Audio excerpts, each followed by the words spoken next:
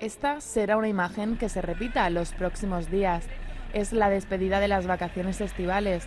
Toca volver a casa, recuperar horarios más estrictos y en muchos casos también regresar al trabajo, reincorporarse al entorno laboral y hacerlo además de la mejor manera, algo que no siempre resulta sencillo, aunque cada año parece que este retorno es más llevadero.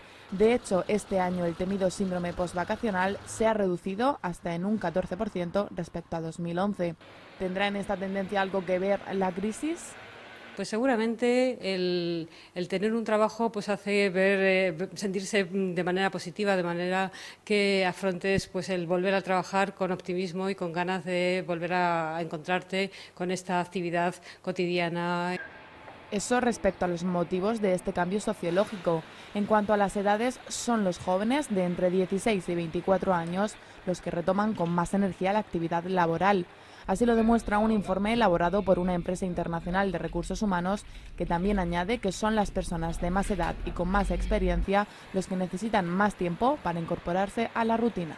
Podríamos interpretar que quizá las personas mayores tengan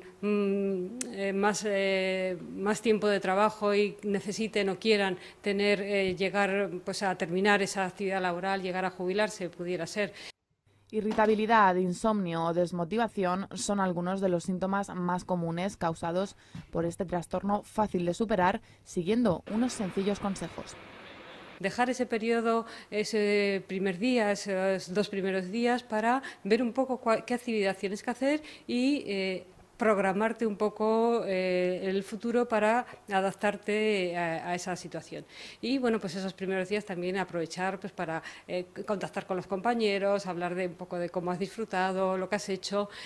Son las recomendaciones de los expertos que también animan a mantener una actitud positiva, así como una buena comunicación con los compañeros para que la vuelta al trabajo se perciba más como un reencuentro agradable con la rutina que como una inevitable obligación.